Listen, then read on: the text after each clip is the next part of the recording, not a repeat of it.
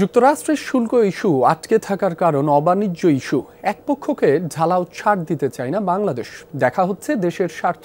ব্যবসায়ীরা বলছেন নন ট্রেড ইস্যুতেই কুল কিনারা করতে হবে।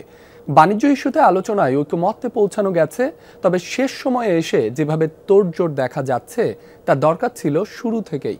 আলোচনার জন্য যুক্তরাষ্ট্রের ইউএসটিআর এর কাছে সময় চেয়েছে বাণিজ্য মন্ত্রণালয়।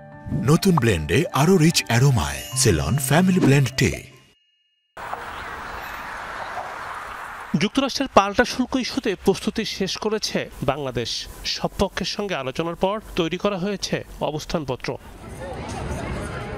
বাণিজ্য এবং অবাণিজ্য ইস্যুতে হবে যুক্তরাষ্ট্র বাংলাদেশের মধ্যে আলোচনা। তবে এজেন্ডার কেন্দ্রবিন্দু এখন চীন নির্ভরতা হ্রাস এবং নিরাপত্তা ইস্যু। সেজন্যই বাড়ছে দুশ্চিন্তা। ট্রেড ইস্যুগুলিতে আমার মনে হয় না খুব বেশি ডিসপিউট আছে বা সমস্যা আছে। সেখানে একটা নেগোসিয়েশন, সেখানে একটা ভালো নেগোসিয়েশনই হওয়ার পথে বা হবে।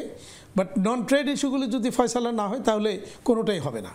35% শুল্ক নির্ধারণের পর ব্যবসায়ীদের আলোচনায় ডাকে বাণিজ্য মন্ত্রণালয়। এই ব্যবসায়ী নেতা মনে করেন শুরু থেকেই প্রস্তুতির ঘাটতি ছিল।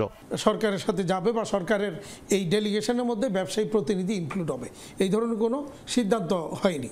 তো যেহেতু সরকার বলেনি, সেই ক্ষেত্রে আমাদের যাওয়ার সেই সুযোগটা নেই বা আমরা প্রয়োজন মনে করছি না। আমরা কিন্তু অনেকটা আশাবাদী ছিলাম যে ওনারা যেভাবে নেগোসিয়েশন করছেন ভালো কিছু হবে, কিন্তু আমরা যতটুকু এখন পর্যন্ত দেখতে পাচ্ছি যে ইন্ডিয়া এবং ভিয়েতনাম এরা যদি অ্যাডভান্টেজটা বেশি পেয়ে যায় তাহলে আমরা কিন্তু ক্ষতিগ্রস্ত হব।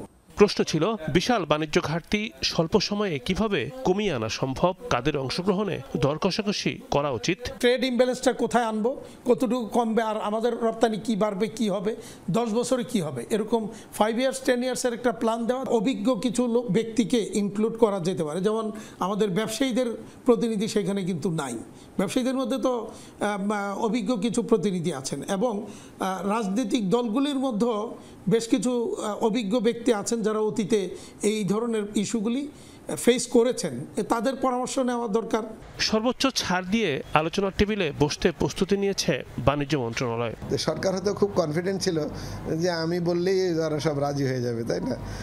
এইরকম মনে হয় একটা ধারণা ছিল, কিন্তু এটা তো সেরকম না।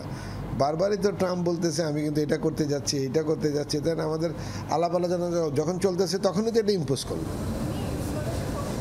শেষ পর্যন্ত উচ্চ শুল্ক হার বহাল থাকলে ক্ষতির মুখে পড়বে দেশের 1000-এর বেশি পোশাক কারখানা। বেশি দামের খরচ কার ঘাড়ে চাপানো হবে তা নিয়েও বাড়ছে দুশ্চিন্তা। রিমন রহমান, যমুনা নিউজ, ঢাকা।